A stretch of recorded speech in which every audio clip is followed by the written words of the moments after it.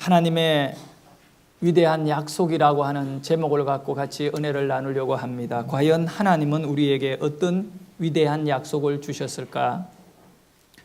여러분은 늦은 밤에 반드시 이 시간에는 자야 되는데도 불구하고 잠을 자지 못하고 밤을 지새우면서 괴로워한 적은 있지 않습니까? 자야 할 시간에 자지 못하는 고통 말입니다. 내 마음대로 되지 않는 그 답답함, 또 몸에 해로운 것인 줄 뻔히 알고 있음에도 내가 그 음식의 유혹을 이기지 못하고 지속적으로 먹고 취하는 그런 일이 여러분에게는 있지 않습니까? 왜 이런 일이 우리에게 일어나고 있습니까? 나쁜 것인데 말입니다. 하지 말아야 될 행동임에도 알고 있음에 그 행동을 반복적 습관적으로 할 때 우리는 너무 비참해지는 것을 느끼게 되는 겁니다. 이런 모든 것의 원인은 성경이 말씀하고 있어요. 모든 사람이 죄를 범하였다. 이 모든 것은 죄의 결과입니다. 이것은 우리 모두 완전하지 않고 실패했다라고 하는 말씀입니다. 여러분은 성공하고 싶어 하지만 사실 실패자들입니다. 이것을 오늘 파헤쳐 봐야 되는 거예요. 우리는 여러 상처들을 많이 받았는데 이 상처에만 집중하고 힘들어하고 있습니다. 이거 이겨내려고 몸부림치고 있습니다. 그러나 그것보다 근본적으로 계속해서 상처를 만들어내고 있는 그 출구가 이미 여러분 안에 열려 있기 때문에 배가 바다에 침몰하면 그 빈틈을 통하여 쏟아져 들어오는 물을 막을 길이 없듯이 여러분의 인생에 이런 고통의 거리들이, 상처의 그 모든 문제들이 또 다른 어떤 위로를 받고 또 다른 삶으로 이동해봤자 역시 우리는 여전히 실패자의 삶을 반복할 뿐입니다. 그 상처의 원인, 그 상처의 뿌리를 제대로 치료해야 되는데 그것이 뭐냐 하면 신학적 용어로 표현하면 죄성입니다. 죄성. 여러분에게는 죄성이 있다는 거예요. 죄의 기질이 있다는 것입니다. 우리는 항상 삶이 힘든다는 말을 많이 합니다. 그리고 매우 불완전한 세상에서 우리가 살아갑니다. 불완전하기 때문에 어쩔 수 없이 내가 그렇게 할 수밖에 없었다라고 하는 말을 변명으로 하면서 또 다른 사람들에게 상처를 주고 또 그런 마음과 삶을 가진 사람들이 우리에게 상처를 주고 이것이 바로 우리 인간 삶의 현실입니다. 여러분의 죄성, 이 죄의 근성 말입니다. 나의 죄성이 온갖 문제를 빠뜨릴 뿐만 아니라 나의 삶을 아주 고통스럽게 만들어가고 있습니다. 5월에 가정의 달이다잖아요. 이 가정의 달이라는 말이 가지는 의미가 무엇이겠습니까? 행복이라는 단어, 사랑이라는 단어, 그리고 또 소망이라는 단어, 이런 가정에 대한 우리의 그 소망들을 가지고 있지 않습니까? 왜 이것이 강조됩니까? 가정이 그렇지 못하기 때문입니다. 행복이 깨어지고 가족 간에 장벽이 생기고 가정이 강조되는 만큼 가정은 지금 더 심각한 문제를 안고 있는 것 같습니다. 인간의 죄성을 올바로 모르면 여러분 절대로 행복이나 평안은 여러분에게서 이루어지지 않을 것입니다. 그래서 잠언 14장 12절에 어떤 길은 사람이 보기에 바르나 여러분이 볼 때는 딱 바른 거예요. 맞는 것 같이 보이는 거예요. 확신이 옵니다. 그러지만 필경은 사망의 길이다. 희망 없다는 얘기입니다. 여러분이 맞다고 맞는 것도 아니고요. 여러분이 확신을 가진다고 그 자체가 보장되는 것도 아닙니다. 인간의 죄성으로 인하여 인간들이 아무리 바라보고 확신을 가지지만 그것은 역시 사망의 길이라는 겁니다. 이 죄성은 바로 이렇게 무서운 것입니다. 천국에 가는 그날까지 여러분은 죄성의 어떤 지배로부터 벗어나지 못할 것입니다. 그리스도인이 된 이후에도 분명히 나도 여러분도 무엇인가 죄가 나를 끌고 가고 있는 이 욕망들에 대하여 자유하지 못할 것입니다. 그래서 오늘 하나님의 말씀은 우리에게 위대한 약속을 해주고 있습니다. 하나님의 위대한 약속이 뭘까요? 그런 우리이지만 회복시켜 주겠다는 것입니다. 17절 말씀에 보면 그의 탐심의 죄악으로 말미암아 내가 노하여 그를 쳤으며, 죄성 때문에 이 탐심의 죄악은 전부 죄의 어떤 이 근본적 결과인 것입니다. 그래서 하나님이 쳤다는 거예요. 징계를 하고 내 얼굴을 가리고 노하였으니, 하나님의 사랑을 외면하고 하나님의 긍휼과 인자를 가려버리고 그들을 이렇게 노하였습니다. 그가 아직도 패역하여, 그렇게 맞아도 역시 그는 패역하고 죄성을 버리지 못해 자기 마음의 길로 걷는, 자기 마음의 길은 어떤 길이냐면 잠언에서 말씀하는 것과 같이 우리 보기에는 바르지만 필경은 사망의 길인 자기 마음의 길을 갖고 있습니다. 여러분이 마음의 길을 가는 것은 죄성의 길을 가는 거예요. 그렇게 갔는데 18절에 보면 놀라운 소망을 우리에게 주지요. 내가 그의 길을 보았은즉. 여러분의 길을 하나님이 보신 거예요. 그 길이 무슨 길이냐 하면 죽음의 길이거든요. 필경은 사망의 길이거든요. 실패의 길이에요. 가정이 다 망가지고 우리 개인의 삶이 다 망가지고요. 그를 보았은즉 그렇게 비참한 우리를 보시고 그를 고쳐줄 것이라. 할렐루야. 회복인 것입니다. 여러분의 인생에 하나님의 놀라운 이 회복의 초청을 오늘 이 시간에 마음의 문을 열고 믿음으로 수용할 수 있기를 축원합니다. 주님, 그렇습니다. 내게 필요한 것은 지금 회복입니다. 회복의 첫 원리가 뭔지를 여러분 아셔야 합니다. 회복의 원리는 바로 규명과 시인입니다. 크게 한번 따라 읽습니다. 시작.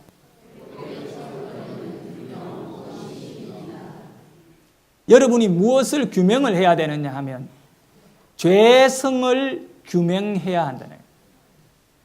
그리고 우리는 우리 스스로 이 실패한 인간이다, 이 사실에 대해서 시인을 해야 됩니다. 계속 이렇게 내가 살면 안 된다라고 시인해야 됩니다. 그것이 바로 회복의 시작이거든요. 회복은 내가 하는 거 아니에요. 회복은 외부적으로 하나님이 나에게 터치해 주셔서 내 삶에 일어난 변화를 회복이라고 합니다. 반드시 우리에게 어떤 물리적이고 현상적인 환경적 변화가 일어날 것입니다. 모든 문제의 원인이 어디에서 오느냐 하면 죄성인데, 이 죄성의 강력한 요소가 바로 내가 스스로 하나님이 되려고 하는 데에 있다는 사실을 규명을 해야 돼요.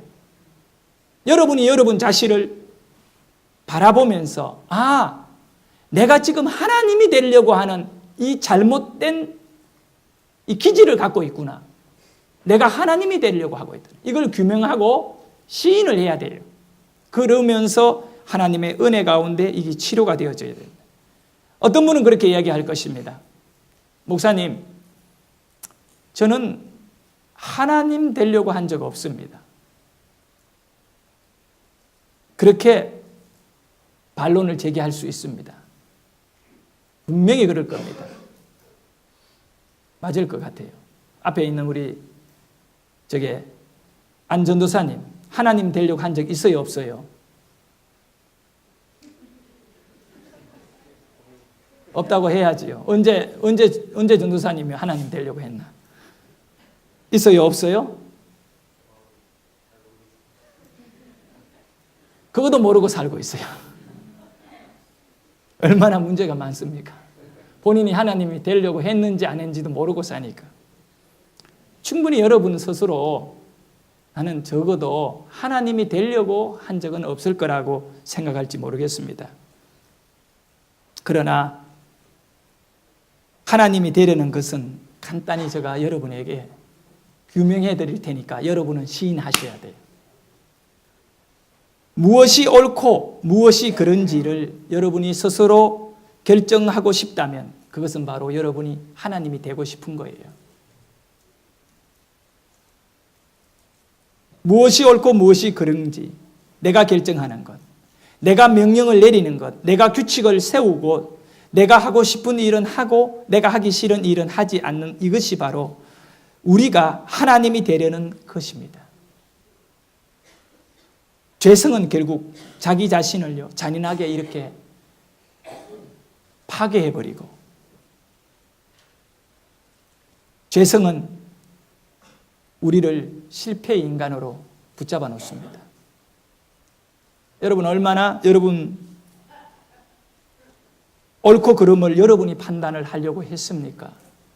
여러분이 판단을 내리면 하나님이 하실 일이 없습니다. 여러분 인생의 걸음을 인도하시는 자는 하나님이십니다. 이제 여러분께서 하나님께서 오늘 회복을 주시는 하나님의 위대한 약속, 내가 너를 회복시킨다. 우리의 죄성을 끄잡아내 가지고 그걸 보고 우리 자신들이 그 죄성에 대하여 시인을 해야 됩니다. 아, 그렇구나. 내가 알게 모르게 하나님의 자리를 넘보는 자가 되었구나. 야고보서에 이런 말씀을 기록하고 있지요. 하나님이 교만한 자를 물리치시고 겸손한 자에게 은혜를 주신다. 교만한 자 물리치고 겸손한 자에게 은혜. 여기에 이 야고보서 4장 6절의 말씀에서 가장 중요한 단어는 은혜라고 하는 단어입니다. 은혜라고 하는 단어예요. 이 은혜가 무엇이냐 하면 은혜는 나를 변화시키는 능력을 말하는 것입니다. 하나님은 겸손한 자에게 변화시켜 주신다는 것입니다. 우리가 어떤 일에 하나님의 은혜를 받았습니다라고 하는 것은 바로 하나님이 나에게 영향력을 끼쳐 주셨다는 것입니다. 우리에게 있어 최대의 영향력은 절망과 고통 속에서 앞에 나갈 길을 찾지 못하는 답답함 가운데 우리가 결박되어 있을 때 하나님이 우리에게 큰 빛을 내려 우리의 가야 할 길을 보여주었다면 우리는 오늘 낭떠러지에 떨어지지 아니하고 죽음의 골짜기에 빠지지 아니하고 그 빛으로 생명의 길을 찾아갈 수 있으니 바로 은혜는 하나님이 나를 변화시켜 주신 능력입니다. 내가 원하고 하나님께서 원하시는 변화를 내 삶에 이루도록 하나님께서 주시는 능력이 바로 은혜인 것입니다. 죄성으로부터 회복은 하나님의 은혜인 것입니다. 여러분 은혜 받기를 원하십니까? 그러면 은혜가 왜 필요하냐면 여러분의 죄성 때문에 필요하다는 사실을 아셔야 돼요. 그러면 철저하게 나의 죄성을 규명을 해야 됩니다.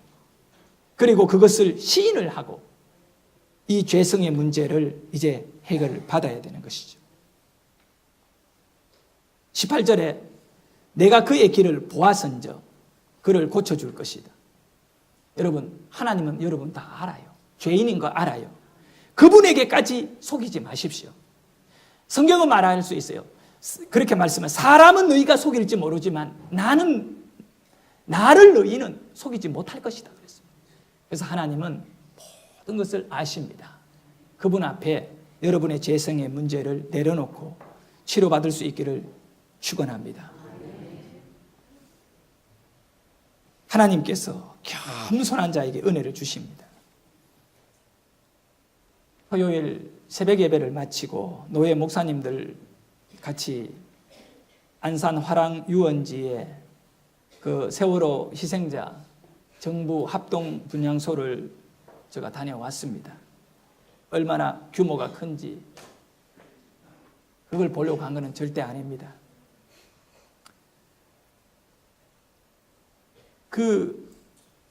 이런 새벽 시간임에도 불구하고 많은 사람들이 와서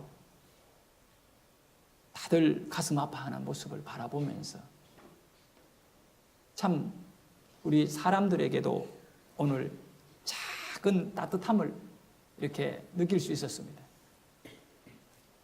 이 300명이 넘는 그 희생자들의 사진이요.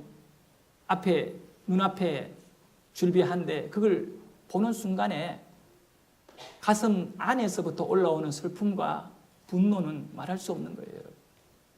한 가지, 그곳에서 일어나고 있는 이 일은 누구도 말하는 사람이 없다는 겁니다. 수백 명이 거기에 들어가서 돌면서 헌화하고 있는데 아무도 말이 필요 없는 것입니다. 그 죽음 앞에 누구도 이런저런 말이 필요 없는 것입니다. 말을 하지 않아도 우리의 가슴에 뭔가 느껴질 수 있는 그 환경이더라고요. 여러분, 이 나라가 총체적으로 지금 가슴 아파하고 또 분노하고 있습니다. 왜 그럴까요? 당연한 일인 거예요. 우리는 대통령이 하나님인 줄 알았습니다. 저 사람이 힘쓰면 다 될 줄 알았습니다. 하나님 아니었습니다. 아무것도 못했습니다. 또 해군에서 특수훈련 받았던 UDT 대원들이 하나님인 줄 알았습니다. 그들이 하루 만에 들어가서 에어포켓 안에 있는 사람 데리고 나올 줄 알았고요. 다음 날은 가능할 줄 알고 그 다음 날도 가능할 줄 알았습니다. 그러나 희망의 불씨는 점점 꺼지면 하나님은 말씀합니다. 인간은 하나님이 될 수 없다라고 말하는 것입니다. 작은 조루에도 인간은 버티지 못할 존재라는 것입니다. 여러분은 하나님이 될 수 없습니다. 여러분이 결정할 수 없는 것입니다. 옳고 그름의 결정을 여러분이 계속 내리는 순간에 여러분 안에는 상처가 더 쌓여갈 것입니다. 나중에 더 큰 실망을 알겠습니다. 필경은 사망이라고 했습니다. 어떻게 살아야 될까요? 하나님을 바라봐야 되는 것입니다. 나를 붙잡아 주실 하나님을 의지하셔야 됩니다. 내 죄성의 문제를 치료하실 분은 하나님밖에 없습니다. 절망에서도 고통에서도 죽음에서도 하나님은 우리의 희망이 되는 것입니다. 지난 수요일 날 아침 일찍이 아내와 함께 한결이가 있는 병원으로 제가 갔습니다. 평촌을 지나가고 있는데 배 집사님이 저희 아내에게 전화 왔습니다. 눈물을 흘리면서 목사님, 사모님 빨리 와주십시오. 빨리 좀 와주십시오. 안 그래도 가고 있으니까 뭐 병원에서 혹시 필요한 거 있으면 이야기하면 우리가 가다가 사갈게다고 이야기하니까 그런 거 다 필요 없고 지금 빨리 와달라. 갔습니다. 의사가 비관적인 이야기를 한 거예요. 갑자기 돌연사 할 수 있으니까 24시간을 아이에게서 눈을 떼지 말라고. 언제 멈출지 모르는 심장이다고. 이런 케이스는 드물다고. 내가 가니까 밖으로 나와서 집사님이 떨면서 그 불안함과 두려움이 마치 금세 사형대 위에 올라가서 죽을 사람같이 보여요. 풀릴같이 떨고 있어요. 저는 전혀 떨리지가 않았어요. 그래서 내가 그 집사님한테 여기 병원에 환자가 2명이네요 그랬어요. 누워있는 한결이도 환자고 불안해하는 집사님도 환자네요. 하나님이 한결이 안 데리고 갈 거니까 일말의 걱정도 염려도 하지 마세요. 믿음이 뭡니까? 집사님 새벽 예배 안 빠지고 다니며 기도한 것이 무엇입니까? 진짜 문제 앞에 하나님은 나의 힘이 되는 거 아니겠어요? 목사의 마음에 하나님은 한결이 그저 치료해서 밖으로 나온다 응답을 주셨는데 그걸 못 믿고 왜 이래 불안합니까? 절대 집사님 불안해하지 마십시오. 기도해주고 그렇게 돌아왔어요. 사람들은요 위기를 만나면 하나님보다는 의사 말을 더 중요시 듣습니다. 그런데 의사는 한계가 하나님 아닙니다. 의사는 자기가 갖고 있는 지식의 한계를 스스로가 느낍니다. 제가 간증을 했습니다마는 친구 이현준이라고 하는 친구는 사업하다 망해가지고 자살하려고 전 가족이. 근데 어느 권사님이 와서 새벽에 기도하는데 당신들을 좀 만나봐라고 한다. 전혀 이 처음 보는 사람이 찾아왔다는 거예요. 근데 이분이 과거에 아들 3명 중에 2명이 먼저 죽었고요. 마지막 3번째 아들 똑같은 병에 걸렸는데 교회에 나가 새벽 예배 드리면서 이 3번째 아이가 죽을 아이가 살아났거든요.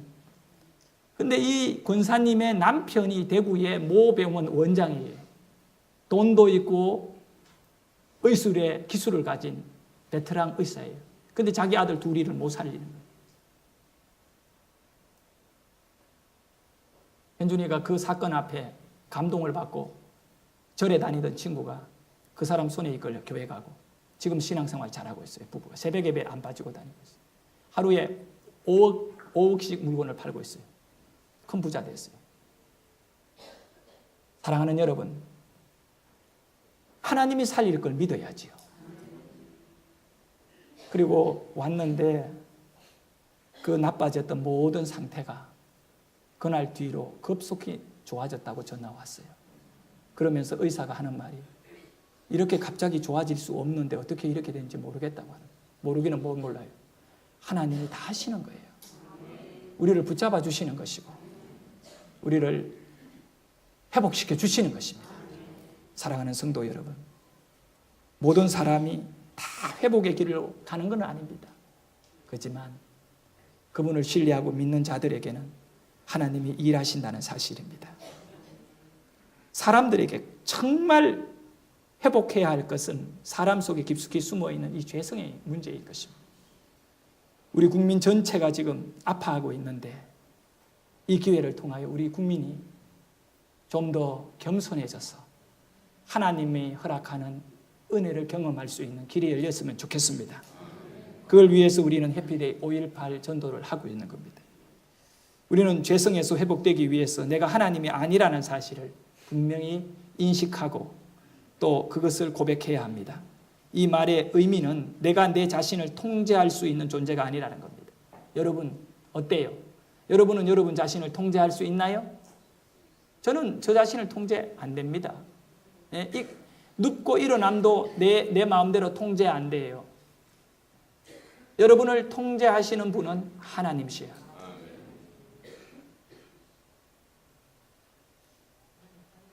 여러분 자신이 자신을 통제하려는 것에서 이제 물러나십시오.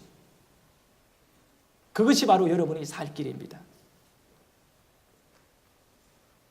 이사야 57장 18절 19절에 보면 내가 그의 길을 보았은즉 그를 고쳐줄 것이라. 저는 이번 주간에 고쳐줄 것이라. 민족을 주님 고쳐주십시오. 주님 한결이를 고쳐주십시오. 하나님 우리 약한 이 질병을 가진 이 유영세 집사님도 고쳐주시고 박인훈 이 성도님도 고쳐주시고 또 수많은 우리 성도님들 약한 분들 고쳐주십시오. 근데 내가 고칠 수 있나요? 하나님이 고쳐주실 것입니다. 또 멀쩡하게 여러분 앉아있지만요, 여러분의 믿음이 낙심 가운데 떨어져 있고 은혜를 느끼지 못하고 신앙생활을 하면서 자꾸 감정적인 것에만 집중하다 보니 감정이 될 때에는 은혜 받은 것 같이 착각에 빠지고 감정에 감동이 없을 때는 하나님의 말씀이 생명같이 여러분에게 지나가더라도 다 흘러보내버리는 진짜 영적 병을 여러분이 앓고 있는지는 모르겠습니다.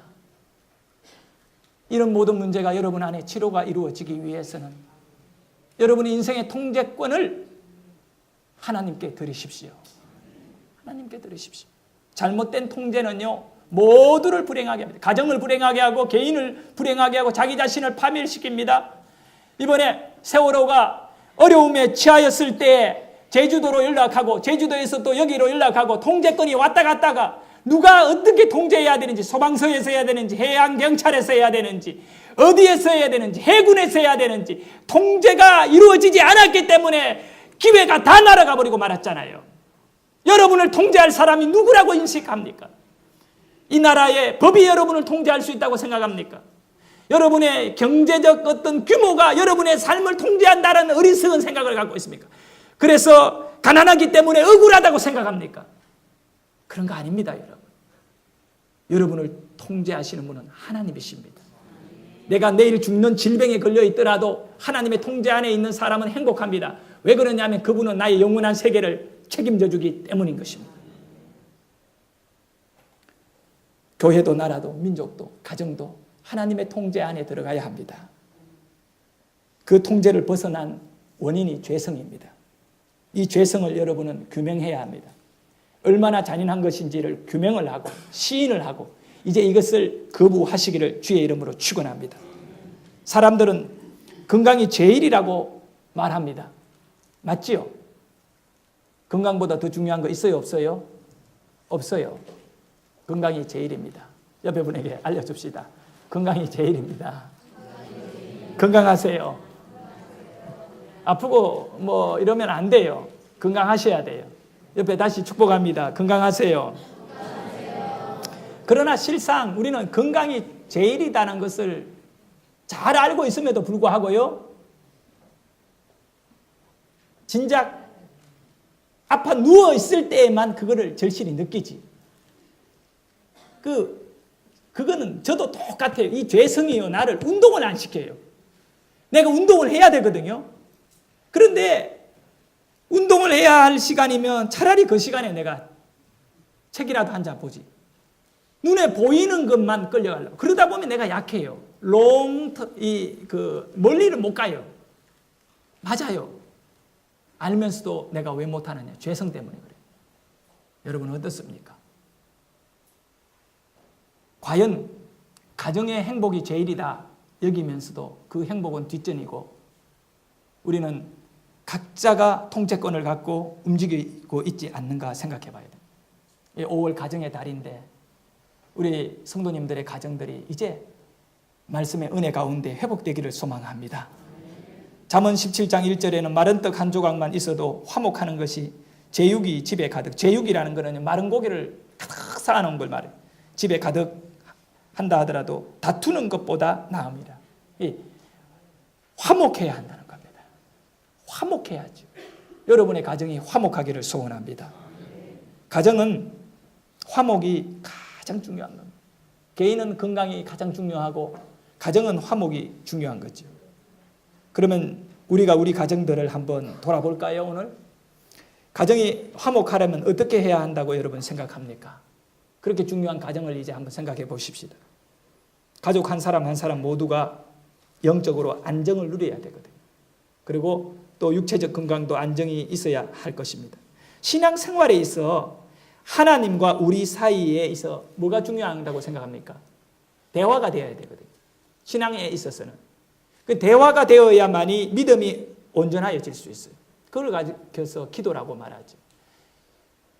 기도를 통하여 내 아픈 환경의 문제를 하나님께 고백하고 하나님께 아뢰고 이렇게 하는 것이요.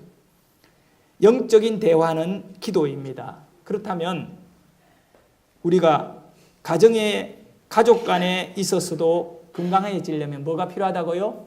대화가 필요합니다. 가족 간에도 대화. 하나님과 여러분 간의 관계가 건강해지려면 기도가 필요하듯이 가족 간에 부모와 자식 간에 이 건강한 관계, 건강한 가정이 되려면 뭐가 필요하다고요? 대화가 필요합니다.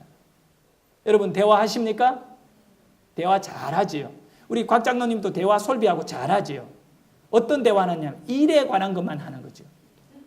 마음을 나누는 대화는 안 하고 솔비 너 언제 시집 갈래? 누구는 또 시집 갔는데 일에만. 너 직장 몇 시에 나가? 뭐 일에만. 너 밥 먹었어? 그거 일이거든요. 업무적인 거거든요. 집에 안에서. 이제 가족 간에도 마찬가지입니다. 직장 갔다 온 남편이 또 아내가 별로 중요한 대화는 안 하고 일 외에는 말 안 해요. 이번 달 고지서 나온 거 잘 냈나? 왜 이렇게 전기세는 많이 나왔지? 그리고 아이들에게는 시험 언제야? 공부는 좀 하고 있어. 텔레비 꺼. 업무의 일만 하는 거예요. 우리가 대화가 된다는 것은 우리가 하나님께 기도를 할 적에도 뭐 하나님 이것 해주세요. 그런 거 하지 말고 하나님 오늘은 날씨가 매우 맑고 나하고 같이 한번 유원지 골장에 그늘어 보실래요? 그러면서 이런 어떤 하나님을 누릴 수 있는 마음이 우리에게 없는, 기도에도 와도 긴장해가지고요, 막 쏘고 이제 떠나고. 그거는 업무예요, 업무. 하나님은 이제 식상해 하시는, 야, 너무 업무적으로 너무 그렇게 하지 마라. 내가 그거 다 알고 있다. 지겹다, 나는 이제. 여러분, 가족 간의 대화가 살아있는 것 같이 보이지만 실상은 그 대화가 얼마나 마음을 서로 위로하고 이 버팀목이 되어주는 대화로 이어지고 있나요? 예? 그런 대화가 있나요? 말없이 한번 아이들을 안아주면서 누구누구야, 주님이 나를 사랑했듯이 내가 너를 사랑한다. 저도 그래 못하고 있어서 가슴이 아파요. 이런 아이는, 우리 예리는 너무 커서 이제 안으려면 도망가버려요. 여명이 다니엘 하루에 한 2번 이상은 저는 안아줘요. 꼭 안아줍니다. 오늘 아침에도 깨우는 방법이 누가 먼저 아빠에게 안길 것인가? 그 발부둥 치면 여명이 다니엘이 기와서 내 등에다가 기댔어요. 여러분, 우리가 거의 90% 이상은 업무적인 것 외에는 솔직히 가족 간에 아무 대화가 없는 것이 비참한 일이거든요. 서로에 대한 삶을 나누고 하나님이 주신 은혜를 서로 이렇게 나누는 그런 아름다운 대화가 여러분에게 회복되기를 소원합니다. 우리 영상 하나 봅시다. 성도 여러분, 여러분이 가족의 이름을 부를 수 있다는 것은 가장 큰 기적이라고 말하고 있지 않습니까? 우리가 병원 안에서 겪고 있는 사람들의 고통이 자기 육체의 고통이 아니라 잃어버린 가족을 찾고 싶은 고통이 더 크다는 걸 보고 있지 않습니까? 지금 여러분은 기적을 날마다 경험하고 있는 것입니다. 그래도 눈을 뜨면 내 자식이 눈앞에 있고 그런 것입니다.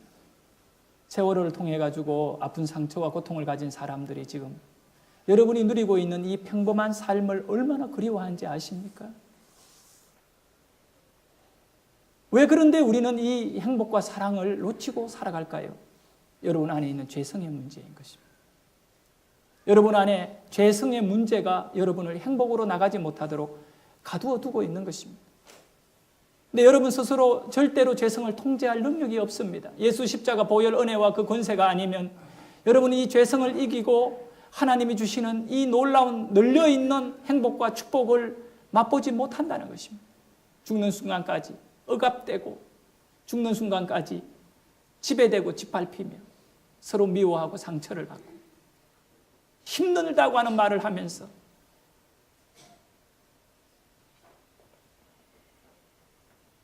이 세상이 내게 준 건 고통밖에 없다라고 자괴심을 가지면서 분노하며 살고 있는 것입니다. 그래서 남보다 억척같이 일해야 되고 다른 사람보다 더 많이 가져야 되겠다고 하는, 그래서 내가 그것을 갖고 지배하게 되면 내 삶에는 변화가 일어날 것이라고 하는 잘못된 생각 말이에요.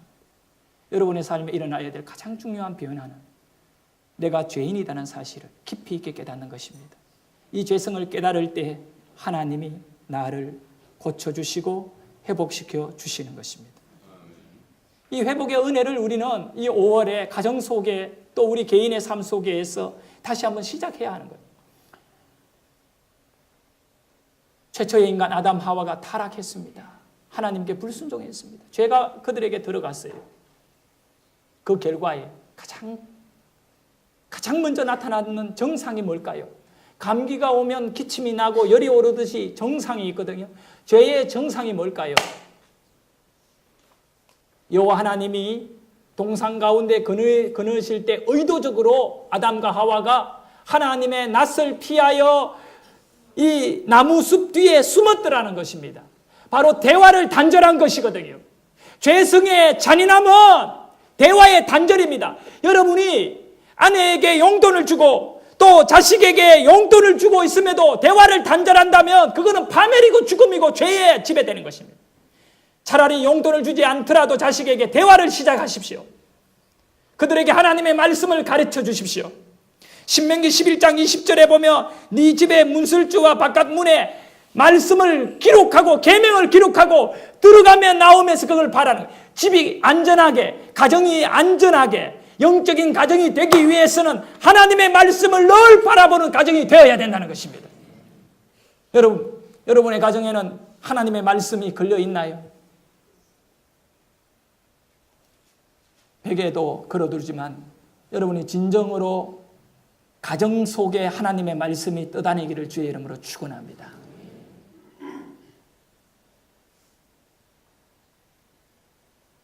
대화의 시작을 이제 과감하게 도전해야 됩니다. 대화를 시작하십시오. 자, 옆에 분에게 대화를 시작하십시오. 성도 간에도 마찬가지입니다. 대화가 단절되니 교회가 어려워지는 거예요. 하나님과 여러분도 마찬가지. 대화가 단절되면요, 신앙생활이 엉망이 되고 마는 거예요. 결론적으로 말씀드리겠습니다. 대화한다 하면서 싸움하는 겁니다. 그것이 우리의 문제입니다. 대화한다 하면서 싸움하는 것입니다. 예? 대화한다 하면서 싸움하는 것입니다. 그럼 어떻게 해야 될까요? 경청해야 됩니다. 가장 깊은 대화는 경청입니다. 경청이 뭔지 압니까? 귀 기울여 듣는 것입니다. 우리 아이들에게, 이 어린이 주일이니까 특별히 우리 아이들에게, 우리 어르신애들은 손자, 손녀에게, 젊은 분들은 우리 자식들에게 경청 좀 하십시오. 귀를 기울이십시오. 저 자식들이 뭐라고 말하고 있는지, 그들이 왜 저렇게 반항하고 있는지, 아빠 엄마의 사랑을 좀 더 받고 싶은 그 마음에서 행동하고 있지는 않는지. 우리 아이가 없으니까 내가 한번 이야기할게요. 우리 막내를, 여명이를 내가 늘 부를 때 베비라고 불렀어요. 요즘은 그렇게 못 불러요. 한 1년 전까지만 해도 베비 그러면 여명이가 그냥 저에게 와요. 왜 아빠 그렇게 와요? 베비야, 베비. 막내를 베비라 그래. 그런데 어느 날 다니엘이 눈물을 글썽거리며 아빠 나도 베비인데. 나도 베비인데. 예? 자기도 아빠의 사랑을 받고 싶다는 거예요.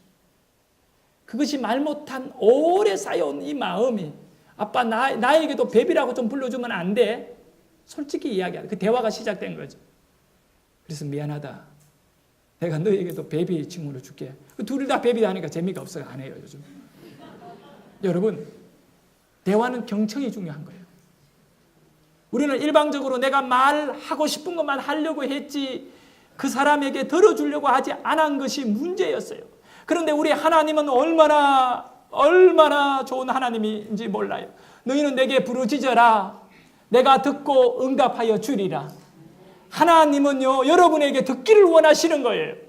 그러니까 진실되게 솔직하게 여러분이 무슨 말을 해야 됩니까? 나 죄 없습니다라고 말할 것이 아니라 하나님 나는 처절합니다. 나는 통제권을 가질 수 없는 존재였는데 교만하게 통제권을 가졌습니다. 내 다 내려놓겠습니다.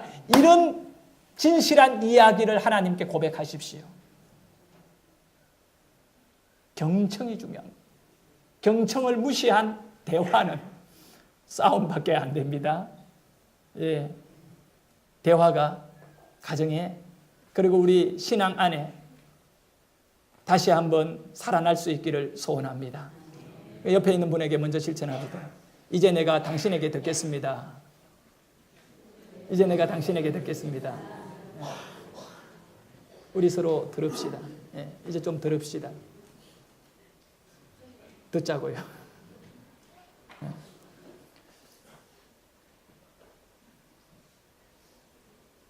내 마음대로 사는 것이 좋아 보일 수도 있습니다. 뭐 어떤 분들은 이런 얘기하죠. 저 사람은 자유로운 영혼이라는 말을 할 때가 자유로운 영혼. 웃기는 소리 하지 말라고 하세요.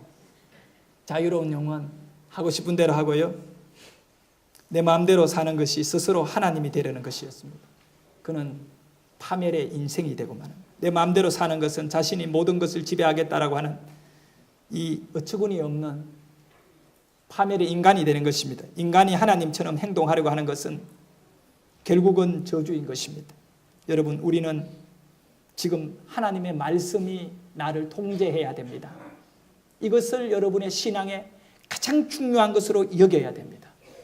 하나님의 말씀이 목사를 통제해야 돼요. 하나님의 말씀이 성도를 통제하는 것입니다. 하나님의 말씀이 민족을 통제하는 것입니다. 할렐루야. 여러분 건강에 어려움이 있지 않습니까? 정신적 고통은 없습니까? 잘못된 습관들로 인하여 그것이 나의 육체의 질병을 가져오기도 하고 삶의 손실을 일으키기도 하고 관계의 문제는 있지 않습니까? 경제적 어려움을 겪고 있지 않습니까? 가족들 간에 말 못할 그런 문제를 지금 안고 있지 않습니까? 그렇다면 여러분에게 회복이 필요합니다. 회복이 필요한 여러분이 자신을 회복시킬 수 있다고 장담할 수 있습니까? 하나님을 오늘 의지하십시오. 여러분의 가정이, 여러분의 자식들이, 여러분 자신이 어려운 경제의 문제가, 건강의 문제가 하나님으로 인하여 회복될 것입니다. 모든 두려움에서, 좌절과 절망과 불안에서, 피로의 결과로 무력감에서, 그리고 실패에서 오는 의욕의 상실에서, 또 믿지 못할 서로 누군가에 대해서 불신해서 이 모든 우리는 정부를 지금 불신하고 있잖아요. 누구를 지금 신뢰할 수 있습니까? 얼마 전에, 며칠 전에 그렇게 열차 2개가 이렇게 붙었대요. 기차가 그래 1000명이 다 있어요. 많은 사람들이 병원에 실려갔어요. 방송을 했습니다.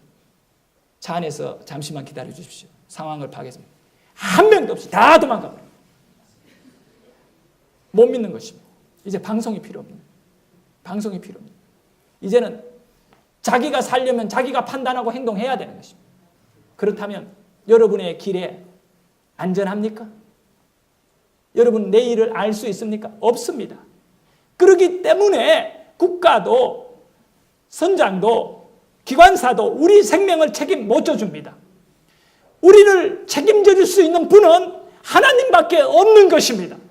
내 인생의 통제권을 내가 쥐고 있는 이상은 나는 불안한 인생이 될 수밖에 없고 두려움에 빠지는 좌절과 절망을 경험하게 되고 병자가 될 수밖에 없는, 그러나 내 삶의 통제권을 하나님께 드리는 순간에 하나님이 알아서 하시라고 맡겨버리는 것입니다. 다윗은 이런 고백을 했습니다. 주의 구원의 즐거움을 내게 회복시켜 주시고 자원하는 심령을 주사 나를 붙드소서. 여러분의 예배가 자원이 될 수 있기를 소원합니다. 너무 이 예배가 기다려지고 스스로 뛰쳐나오고요. 그리고 여기에서 하나님 나에게 구원의 기쁨을 회복시켜 달라고 합니다. 회복은 하나님이 시키는 거지 다윗 자신이 하고 싶어 하는 것 아닙니다. 우리 모두 이 은혜에 대하여 여러분께서 지금 삶의 인생 운전대를 꽉 붙들고 이거 놓아버리면 끝장날 것 같아가지고 덜덜 떨면서 돈 몇 푼 의지하고 가진 건강 의지해가지고 벌벌 떨며 가는 데에서 손을 딱 놓고 하나님 내 인생의 핸들을 잡아주십시오. 그리고 내 영혼의 평안에 대한 노래를 부르시기를 주의 이름으로 축원합니다. 기도드립시다.